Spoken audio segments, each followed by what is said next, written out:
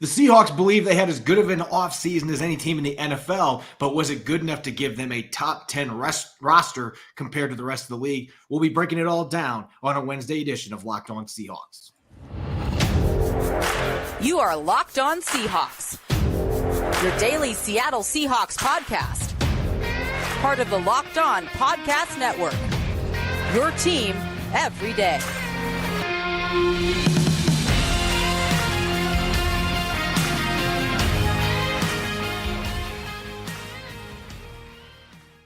Greetings, 12. This is Corbin Smith, host of the Locked On Seahawks podcast, your daily Seahawks podcast, part of the Locked On Podcast Network, your team every day. Glad to be joined here for our Wednesday episode by my co-host in crime, Rob Rang, and a special thanks to all the 12s as always, whether you're listening from Golden, Colorado or across the country in Portland, Maine. We greatly appreciate making Locked On Seahawks your first listen 5 days a week, and hopefully you had an amazing 4th of July holiday with your families. We've got a jam-packed episode coming your way. We've only got a little over 3 weeks until the start of training camp. That still feels like an eternity for me, but it'll be here before you know it. So we're going to continue our all-underrated squads in Seahawks history with linebackers and receivers. We'll continue our 90-man countdown going into the 20s, numbers 30 through 26, and much more. Jam-packed episode coming your way, so let's get to it. Now for your lead story here on our Wednesday edition of Locked On Seahawks.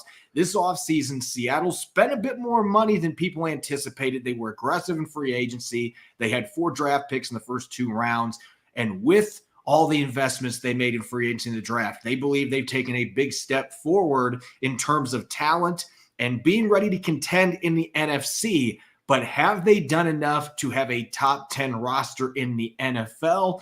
Rob, looking at ESPN and PFF, as we've talked about a few times, it's ranking season, it's list season right now in between OTAs and training camp.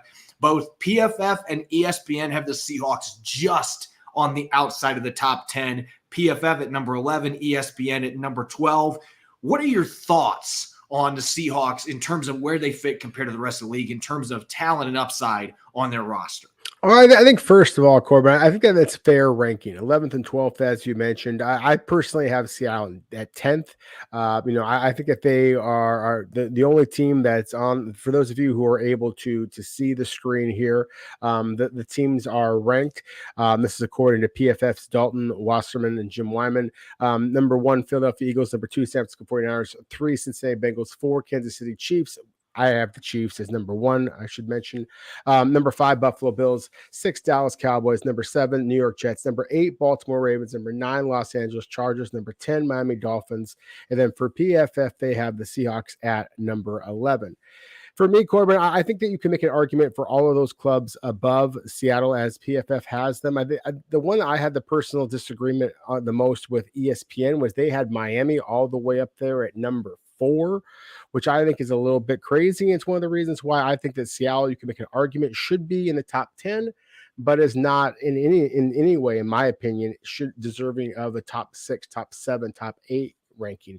And that's just the front 7, the line of scrimmage. And really it's the front 7 on the defensive side of the ball, but it's the line of scrimmage on the offensive side of the ball as well. I am very encouraged by what I saw from Seattle's young offensive tackles a year ago, but the bar has been set very, very high now. I think those expectations are going to be difficult to hold up to. And I just see that the pass rushes that Seattle is going to be facing this year, to me, they are right outside.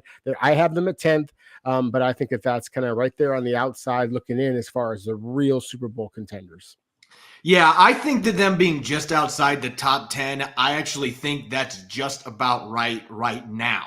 Do I think there's a chance by the end of the year we could be looking at Seattle as a team that has top 5, top 6 talent? Absolutely. But I think that there's a lot more projection going into this for the Seahawks than there is for a lot of the teams ahead of them. What I mean by that, looking at PFF's rankings here, we know what the Eagles have. We know what the 49ers have. I mean, obviously, they've got their quarterback situation, but otherwise they are loaded at pretty much every other position. We know what Kansas City and Cincinnati are going to bring to the table. We know that Buffalo's got a lot of talent. The Jets just added Aaron Rodgers, one of the best quarterbacks to ever play the game. Dallas has got a bunch of talent. Baltimore does. Miami, if they can keep their quarterback healthy, the Dolphins have enough talent to be a top 5 team potentially, but they've got some question marks. my point being here, all those teams have a lot of established stars, and Seattle's got their handful of guys that are established stars. They're Tyler Lockett's, they're DK Metcalf's, they're Quandre Diggs. I think Tariq Woolen we can throw in that category, even though he's only going to be entering his second season. He's already ascended to being one of the best corners in football. But they've got all these uncertainties in terms of, we think Devin Witherspoon's going to be great. We think he's going to be a really good player. You pick him at number 5, but that doesn't guarantee success. There have been plenty of top 5 picks that haven't made it. Jackson Smith and Jigba, he's a first rounder, but he's your number 3 receiver, probably at best. How much of an impact does he really have? How good is the offensive line really going to be? You're hoping that Cross and Lucas make that big leap and that the interior of your line is better than it was a year ago. If that's the case, then your offense should be even better than it was last season. But there's a lot more what ifs with the Seattle Seahawks than what there is with some of the other teams that are in the top 10. Now, I will say this. I don't normally say PFF does a better job than ESPN when it comes to these rankings, but I actually agree with PFF's rankings more because there's a couple teams that were on ESPN's.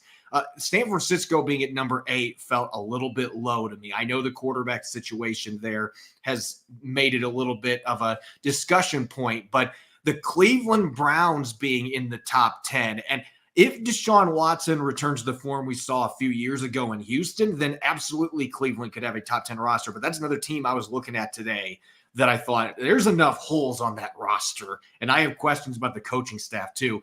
That doesn't really fit into this particular ranking, but the talent overall, there's some really good players, but it feels like there's some holes on that roster that maybe the Seahawks don't have as many of. So that would be one gripe that I would have. I think PFF's list is a little bit better in terms of how they have the team sorted out, other than I would have Kansas City much higher than what they do. But the Chiefs did lose some key players this offseason, so that's worth noting. But going back to the Seahawks, I think that 11, 12, 13, 14 range, you could make an argument depending on what your grading criteria is. You could make an argument that that's the sweet spot for them right now because there's certainly some talent on both sides of the ball. But as I said, to me, the biggest question is the uncertainty because there are a lot of young players on this team that you're going to be counting on to contribute. Can you have that happen a second year in a row? And can the young guys from last year's draft class make a big leap in year 2? That doesn't always happen. So I do think there's more projection to them being a top 10 team than a lot of these other ones that are on these top 10 lists right now from both ESPN and PFF. Yeah, I 100% agree with you. I mean, to me, there's about 5 clubs there that I think that deserve to be kind of in that mix between, say, 8 and 13, 8 and 14. You mentioned the Cleveland Browns. I think that's a fascinating club there because I think in terms of just name recognition, when you consider guys like Deshaun Watson, what he can be when he's at his absolute best, Nick Chubb and Myles Garrett. I mean, those 3 players right there have such star power that they could just put a franchise on their back and carry them through. And I'm not sure that the Seahawks, any of their players, have demonstrated the ability to do that. With all due respect to the DK Metcalfs, the Tyler Lockett's, the Geno Smiths, or whoever the case might be on the defensive side of the ball. We're all very excited, of course, about the return of Bobby Wagner. But the reality is Bobby Wagner has as statistically of a dominant season as he's had almost his entire NFL career this past season for an LA Rams team that wasn't very good. And so, again, I think that there is a lot of reasons for optimism in Seattle. But I think that for those people who are, wearing those blue shaded glasses that think that this is a shoe-in a Super Bowl kind of contending team, I think that there still has some room to go. At the same time, I would agree with your point before. I think that ESPN is a little bit lacking on their ranking of San Francisco and perhaps a little bit lacking in their ranking of Seattle and just the NFC West in general as a whole. Yeah, and I believe it was ESPN that actually had the Rams and the Cardinals as the bottom 2 teams in the entire NFL. And me personally, I think the Rams still have enough talent there that I would not have them that low. But they had their positional rankings, and there are a number of positions where the Rams are near the bottom of the NFL and the Cardinals are in the same spot. So it doesn't seem like the division is being viewed near as prominently as what it has in recent seasons. And to an extent, I can understand it. But I do think that the Seahawks shouldn't be any lower than 14th on this because there is a lot of talent. There's a lot of good young players. But I think to put them in the top 10 might be getting the cart ahead of the horse just a little bit because I do think there's some projection to this team more so than some of the other teams above them that have more true established star talent. Coming up next, we're going to continue our all-underrated team. We're going to shift to the linebackers and receivers. Rob and I will have two players at each position as we go into the Wayback Machine for Wayback Wednesday. You're listening to the Locked On Seahawks podcast. This episode is brought your way by FanDuel. Take your first swing at betting Major League Baseball on FanDuel and get 10 times your first bet amount in bonus bets up to $200. That's right, just $20, and you'll land $200 in bonus bets, win or lose. That's $200 you can spend betting everything from the money line to the over-under. So who you think is going to hit the first home run? It's all on the app that's safe, secure, and super easy to use. Plus, when you win, you can get paid instantly. There's no better place to bet on MLB than FanDuel, America's #1 sports book. So sign up today and visit FanDuel.com/lockedon to get $200 in bonus bets. That's FanDuel.com/lockedon. FanDuel, official partner of Major League Baseball. You're listening to the Wayback Wednesday edition of Locked On Seahawks. I'm your host, Corbin Smith. Glad to be joined, as always, by my co-host in crime, Rob Rang. And a special thanks to all the 12s out there, as always, for making Locked On Seahawks your first listen 5 days a week. For everydayers out there, coming up on a Thursday episode, we'll continue our training camp preview with the cornerback position, which may be the deepest and most talented position on Seattle's roster. You won't want to miss it. Let's continue our all-underrated squads we have picked so far on offense. We've got quarterbacks and running backs.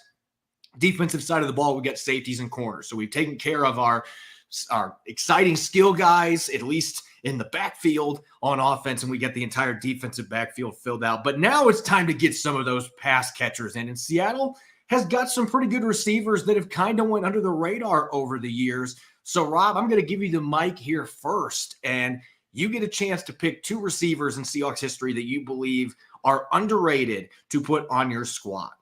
Yeah, Corbin, there's so many great wide receivers to consider. I mean, I literally have the Wheaties box that has Steve Largent, right over my shoulder. I guess it'd be the over the shoulder, in the background here. I still remember the catch Paul Scanzi made in the corner of the end zone against the Kansas City Chiefs to break Derek Thomas, the late great Derek Thomas's heart. Anytime I hear people have a conversation about underrated wide receivers in Seahawks history, I want to have a conversation just about the underrated wide receivers who wore number 89 in Seattle's history, because there's just so darn many good ones. Anyways, I could talk about this topic all day long. I'm going to talk about a player who is second in franchise history in touchdowns. And so in so many different ways, Tyler Lockett is the exact opposite of underrated. He's very well appreciated, but I don't know that he gets the national attention that he should. Corbin, this is a man that has scored at least 8 touchdowns 5 years in a row. No wide receiver in the NFL has done that. Caught at least 1,000 yards worth of receiving for the last 4 years in a row. At least according to my my research, I don't see any other receivers who have done that. I mean, it's his consistency. He's only missed one game in 8 NFL seasons. Tyler Lockett his numbers are absolutely remarkable when you put them up against other wide receivers. And yet, I think that if you had an argument about who is the best wide receivers in Seahawks history, Tyler Lockett's name just kind of gets thrown in there at the end, but it usually starts off with Steve Largent or Brian Blades or Doug Baldwin or Joey Galloway or DK Metcalf or all these other terrific wide receivers, but I don't know if any of them had Tyler Lockett's combination of hands, of just wiggle at the top of a route, of just the mind, the toughness, the durability. His first 3 years, he was an All-Pro and then a back-to-back second-team All-Pro. In his last 5 years, he's been statistically better than any of those first 3. I mean, the man is just the epitome of underrated. And so, again, that to me, I have to kind of start off with Tyler Lockett to have this conversation. I'm going to quickly try to switch gears over here to Daryl Turner, who is a wide receiver that not a lot of Seahawks fans, at least current Seahawks fans, might remember number 81, but his nickname was Daryl the Burner Turner because he was the best deep threat in the NFL. I mean, in terms of the touchdown to reception ratio, I mean, he is truly among the elite in the NFL. I believe that he scored 36 touchdowns in only 58 games. I mean, and check out that math, but I mean, it's something just absolutely unbelievable. He did have some off-field demons, and that's what led to him only playing in the NFL for 4 years. But there was not a more dominant big play threat in the NFL during those 4 years. That then Seattle's Daryl Turner, he actually led the NFL in touchdown receptions one of those 4 years. I think it was his second year in the NFL. Absolutely unbelievable player that a lot of Seahawks fans should be knowing a lot more about Daryl Turner. I actually wrote an article yesterday that came out for 4th of July, the most explosive Seahawk players, and Daryl Turner was number one on my list because more than 50% of his career touchdowns went for at least 20 yards. This guy was as elite of a deep threat as you're going to find. It's too bad his career ended up only lasting 4 seasons, but man, those 4 years were flat out electric. I don't maybe have the flashy names on my list, but I would be very comfortable going with the 2 receivers that I've got with my all-underrated squad. And the first one, not going to go too far back in the future or in the past, but I think Bobby Engram absolutely needs to be in this discussion because you are talking about a guy that only had 1,000-yard season in his career. So that's certainly going to be a red flag for anybody wanting to put him on a list. But what made Bobby Engram so special, those of you that were following the Seahawks in the early 2000s, this guy was as clutch as it came on third down, being able to move the chains. He was Mr. Reliable. 399 receptions in 8 seasons with the Seahawks. Didn't score a ton of touchdowns, only had 18 of them, but extremely reliable hands. He excelled at moving the chains. Excellent football IQ. That's why he's now a coach, and he's been in the NFL for a while. He was in college ranks for a while as a coach. This guy had great savvy on the field. Maybe not the most explosive athlete or the twitchiest athlete, but he had really reliable hands. He was a guy that you could count on. Matt Hasselbeck, when he needed a big playmate, this was the receiver that he would go to. And it's unfortunate he didn't have more 1,000-yard seasons, but there were some other good receivers that he played with during his time in Seattle that ate up some of those targets. But when they needed a big play, they needed a big first down, Bobby Engram was often the one that Matt Hasselbeck went to, not his other targets. So I love having him working out of the slot. As far as my other receiver, I'm going in the Wayback Machine with Sam McCollum, who played in the late 70s, early 80s. We're talking early years of the Seahawks. He was in the shadows of Steve Largent, who was becoming an ascending superstar at that point. But McCollum had 3 straight years with at least 46 receptions and at least 567 receiving yards, which in the late 70s, early 80s, as a number 2 receiver, those were really good numbers. Yeah. In today's game, that's probably a 1,000-yard receiver, but they didn't throw the ball back then the way they do now. But this guy was 6'2", so he had the ability to win contested catches. He was a physical receiver. It was a tough matchup, especially for corners back then that were smaller than the ones we see out there in the field today in the NFL. So we got 2 contrasting receivers here. I think McCollum would be more of a downfield weapon with his size, Bobby Engram being that Mr. Automatic from the slot. I really like having these 2 guys catching passes from Seneca Wallace with my all-underrated team. Let's go to defense now. Linebackers. Seattle's got a pretty storied linebacker history with Bobby Wagner being the headliner, but there's been some other really good linebackers that have come through the Pacific Northwest. Rob, who makes your list of all underrated team for your 2 linebackers? Yeah, Corbin, it's similar to the wide receiver group. I mean, there's just so many names that flood through my head. I listened to one of them on the radio all the time. Dave Wyman was a terrific linebacker for the Seahawks. I bought a book when I was a kid from Brian Bosworth, who I think is an underrated linebacker in Seahawks history. He wasn't the big superstar that he was selected to be, but still he was a good player. And it was actually the guy who kind of I thought was a better football player serving alongside of him, Fred Young, that I considered in this role as well. And it was because that Brian Bosworth got so much attention, and there were other guys like Wyman or like Fred Young who I thought were actually better, more consistent football players.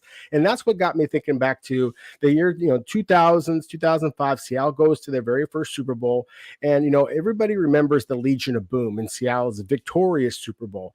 And when you go back all those years ago, I mean, Matt Hasselbeck, Sean Alexander, you mentioned Bobby Engram correctly, sir, as their critical roles that they played in Seattle's success at that point. I remember a really good linebacking core that was definitely Lofa Tatupu in the middle, got a lot of credit, but Leroy Hill and Julian Peterson on the outside, those 2 did not get as much credit, I don't think, as they should should have. Julian Peterson spent a lot of time in the NFL, San Francisco, Detroit. He only spent 3 seasons in the NFL with the Seahawks, but all 3 of those seasons he was a Pro Bowler, so he definitely had a very memorable time in Seattle. And then with Leroy Hill, I mean, talk about a guy that I think, again, was just kind of criminally underrated in terms of his ability to drop back into coverage. He did not have very many interceptions. I don't want to misconstrue that, but he was productive. He had good instincts in coverage. He had terrific speed. When Seattle asked him to blitz, as they did in his rookie season, we only had 9 starts, but I believe he had 7.5 sacks.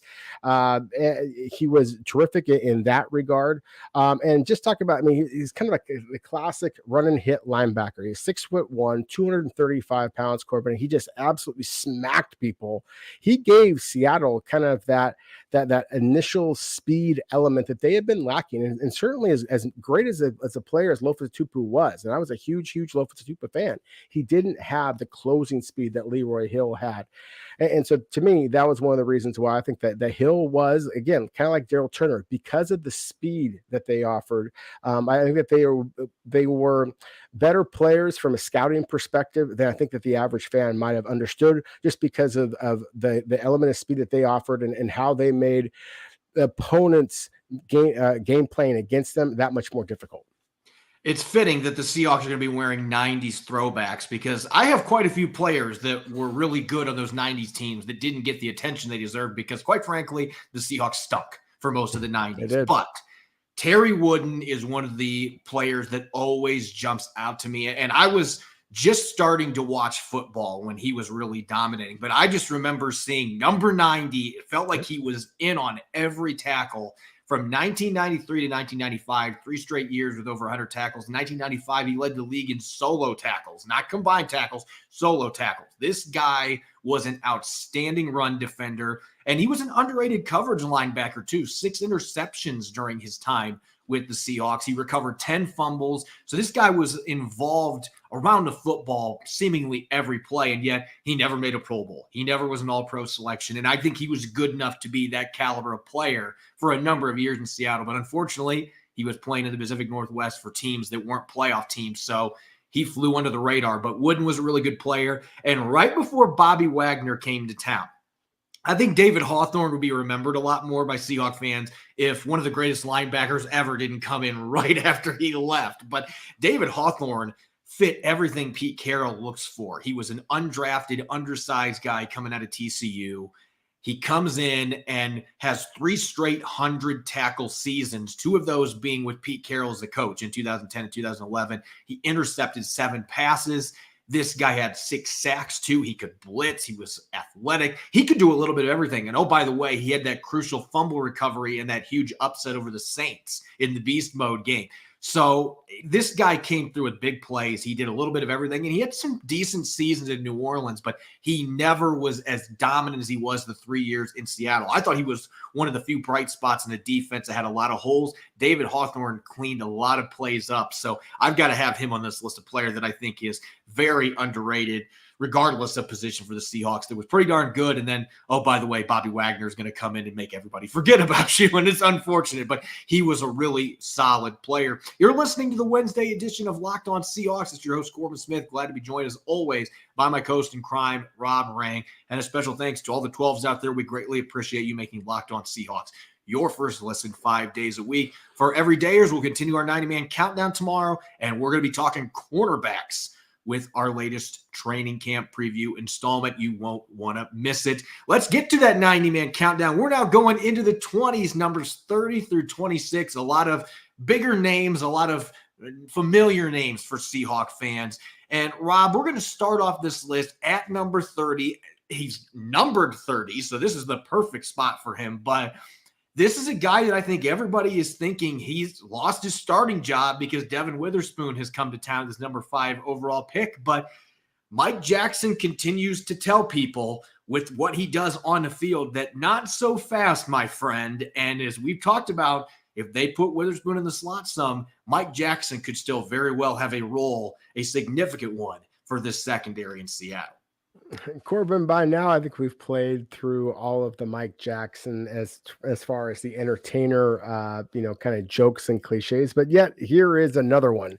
Devin Witherspoon, thinks that he's just going to be handed a job, that he better watch out for the man in the mirror because Mike Jackson is going to be right there. And I mean, that's just the way that he's wired. I mean, that was the way that he was at the University of Miami. It's one of the reasons why I really liked him. I'm a big fan of finding, just battle-tested corners that have to kind of work their way up through the rankings just to get onto the field. It's one of the reasons why I'm a huge fan of getting guys that, the undrafted free agents from Alabama or from LSU or from Ohio State or, any of those programs that consistently churn out big-time athletes at certain positions. And that's exactly kind of what Mike Jackson was. He was a late bloomer, and he's doing the same thing here in Seattle. I love the physicality.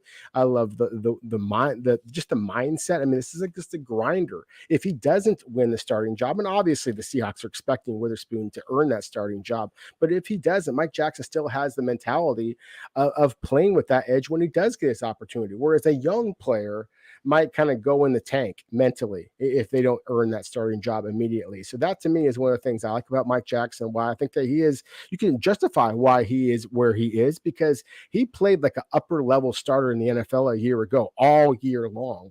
And so that's why I think the Seahawks view him as such right now. The interceptions weren't there, obviously, but he had a bunch of pass breakups, and he did the one thing that you and I talk about frequently when we're looking at corners. Pete Carroll expects his corners to be able to come up and tackle, and Mike Jackson did that. He recovered fumbles. He forced fumbles. He did a lot of good things. Were there some growing pains? Yeah, it was his first year as a starter in the NFL, but this is certainly one of the better backup corners in the league. If he does not win or maintain a starting job, he's as good of a backup on the outside as you're going to find in the entire NFL. Now, let's get to one of the best in the business at a different craft, and that is making tackles on special teams. Nick Bellore, the last 3 or 4 years in Seattle, all he does is just go downfield and frequently make hits. And we're not just talking light tackle. This guy will come down and hit stick you, and he fires up the entire sideline. And then he goes over and starts telling jokes because that's just what Nick Bellore does. But this guy has another 2-year contract, not just because of what he does in the ever so important third phase of the game. He still can play some fullback for you. In a pinch, he can play linebacker. You hope you don't have that many injuries, but he can do it. He started games at linebacker in the NFL, and he is a team captain. One of the reasons why is the personality that he brings to the table. There's nobody like Nick Bellore. And so for fans that wonder why they invested $6 million in a 2-year contract in him, this goes beyond what he does on the field. This guy is one of your culture setters. He's truly become one of those guys, and that's why he's now going to be entering what I believe is his 5th season in Seattle. It's hard to believe, but this guy, I think he's going into his 13th season as a former undrafted player out of Central Michigan. That is a remarkable feat. Yeah, it is remarkable. And as you alluded to, I mean, he's played fullback, he's played middle linebacker, he is aced every way. He is a core 4 special teamer for a team captain. It's funny, now working in the scouting business in a different realm with my own club, Corbin, we have these players sometimes where you'll debate about where the coaches love a guy and the scouts love a different guy. Nick Bellore is the kind of guy that the coaches love, but the scouts don't necessarily like. Although that's a heck of a picture of him for those of you who are watching on YouTube right now. Nick Bellore is a cut up guy. I mean, when you see that kind of his videos and this aw shucks kind of personality, he makes it look like he's not a great athlete, that he does not put in the work. He absolutely does. But at the same time, he plays one of those myriad of positions, not in a one set position. And so the scouts don't necessarily like him quite as much. But my goodness, as you said, he's one of those glue guys that you have to have on your team. I don't know how you quantify it, but I think that Nick Bellore gives the Seahawks wins year in and year out, just with his ability to play so many different roles and his ability to kind of keep the locker room loose. I think there's that undefinable it that the quarterbacks have, that the leaders have. Nick Bellore has that, and I think there's a reason why Seattle has kept him around and and rewarded him as handsomely as they have. I think another player that has a chance down the line to be a glue guy, and maybe he's not a full-time starter. Who knows what's going to happen with Colby Bryant, because the Seahawks have invested a number of different things, a number of different picks in that cornerback position. You've got Tariq Woolen and you've got Devin Witherspoon now. But Bryant is the incumbent slot corner. He still expects he's going to be playing that position. This is going to be his second full year playing it. So you should expect there's going to be an uptick in his play. He's much more comfortable there. We saw that as the season progressed a year ago as a rookie. His second half numbers, he didn't give up any touchdowns in the second half. He was a far better player in coverage. But this is the kind of guy that has the makeup to, down the line, be somebody that is going to be viewed as a potential team captain or be a clubhouse leader, so to speak, because of the way that he handles the game. And this is dating back to his time at Cincinnati. This is just one of those dogs that gets after it. He's not going to complain. He's going to do whatever the coach is. I mean, he didn't complain last year when Pete Carroll said, hey, you know what? I know you've never really played the slot, but we're going to move you to the slot. Kobe Bryant is the red mamba. He is not going to complain about that. He's going to move to the position. He's going to do the best he can, and he's going to work every day to improve at it. And you can just see that quiet but effective leadership from him on the field. This is a guy that impressed the veterans last year for a reason. So I do think that Kobe Bryant's got some of that same DNA, even as a second-year player, and you can see with the way he improved last year. You can see those intangibles coming into play. I agree with you. I think that there's a lot of similarities to Mike Jackson. Mike Jackson played a lot more outside, at least from what I remember at Miami, and Kobe played a little bit all over the field. And that's one of the things I liked about him coming out of Cincinnati. But again, that same type of mentality, I think that's one of the things that Seattle really likes about him. And again, the positional versatility. I do think this is a big year for him. Seattle making the big time investment in Devin Witherspoon, even with Trey Brown there, even with Mike Jackson there, and obviously we know what Tariq Woolen is there. I think that we have to see continued improvement from Kobe Bryant. I was very encouraged, as you mentioned, he did not give up a touchdown in the second half of last year.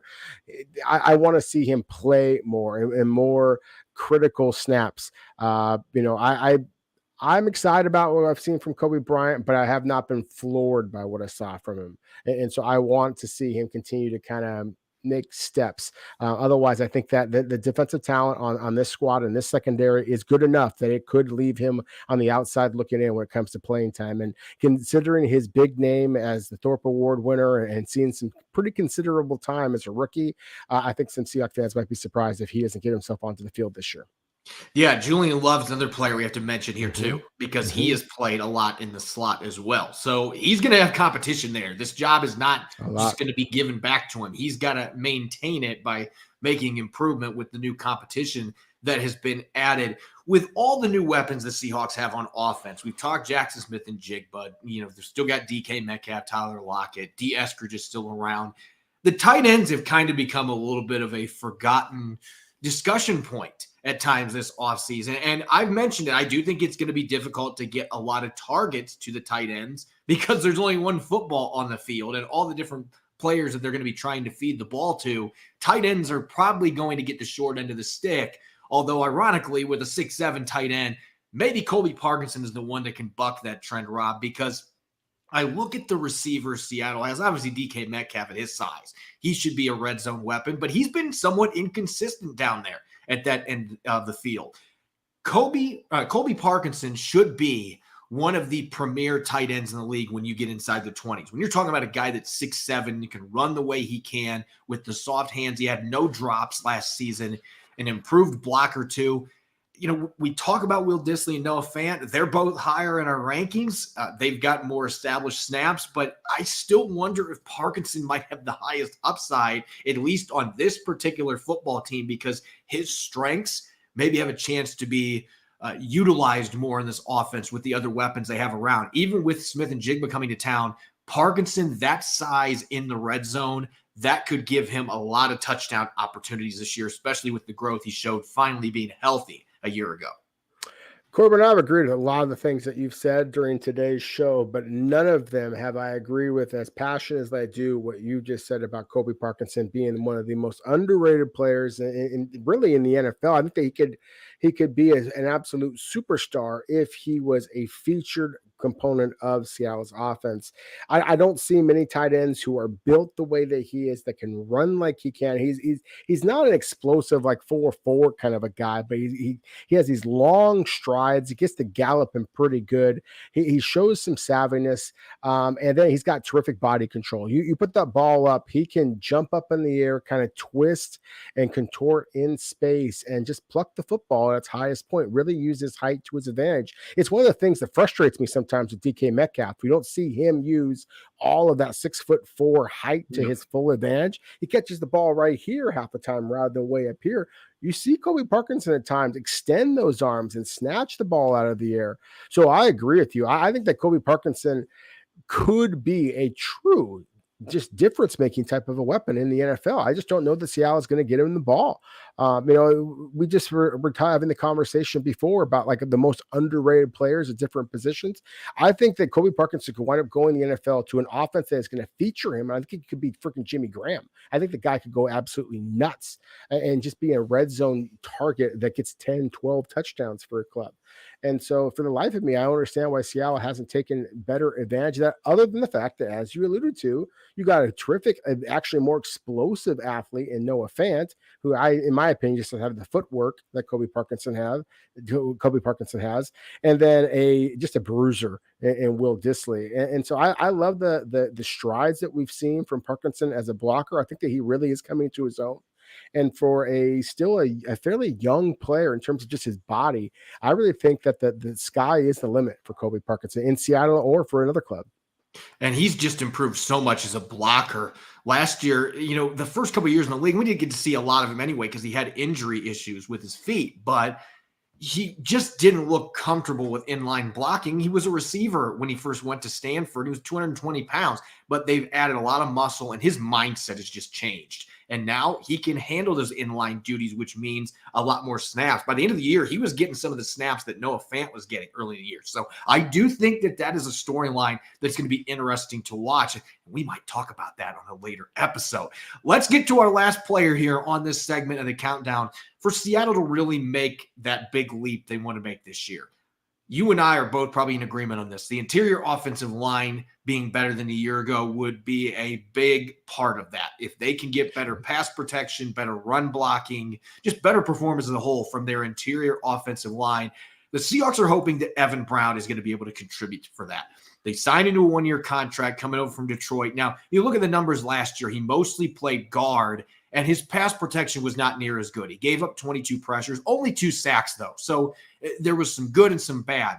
But the year before, when he played mostly center, stepping into the lineup for Frank Ragnow, he only gave up 8 pressures and a sack the entire season. If the Seahawks can get that type of production from their center, and Evan Brown is going to instantly be a better blocker in the run game than what Austin Blythe was, just because he's got more strength. He's got more girth to him. He's just a nastier player. You automatically are going to have a better offense if you have a center that can upgrade both those areas. And at least statistically, Brown has been able to do that when he has played center. Guard, not so much, but at center has been a really good fit, both as a pass protector and a run blocker. You're going to be a better offensive line just because the fact you have number 7 at quarterback rather than number 3 in Russell Wilson. I mean, that was one of the Russell Wilson's biggest strengths, as you and I have talked about so many times, is his pressure in his face. As a shorter quarterback, he is automatically going to scramble and be all heck break loose. And sometimes that worked out very, very well for Seattle. A lot of times it resulted in Aaron Donald getting yet another sack or whatever the case might be. With Geno Smith and his experience playing shotgun and really being able, at his height, be able to kind of look over the top of pass rushers. And again, just his experience in the shotgun offense, as Shane Waldron's offense often is, and Geno Smith's offense going all the way back was, as well as what Jared Goff did in Detroit. And that's what, of course, what Evan Brown has been blocking for Jared Goff in Detroit the last couple of years. I think that is going to allow Geno Smith here in Seattle a little bit more time, a little bit more comfort than what he may have experienced last year. So ultimately, that's where I do agree with you, is I do think that Seattle can expect improved play at the offensive line, whether it be Evan Brown or whether it be the rookie Oluwatimi. I do think that Seattle's going to be improved in that regard, and that's one of the reasons that Seattle's offense could just be, getting even better in 2023 than it was last season. As always, you can follow me on Twitter at Corbin Smith NFL. You can follow Rob at Rob Rang. Subscribe and follow Locked On Seahawks on YouTube or wherever you listen to your podcast to make sure you don't miss a single episode. Coming up tomorrow on our Thursday episode, we'll be diving into the cornerback group more in depth in our latest training camp preview. And of course, continuing our 90-man countdown with numbers 25 through 21. We officially get into the top 25. You won't want to miss it. Thanks for listening in and enjoy the rest of your Wednesday. Go Hawks.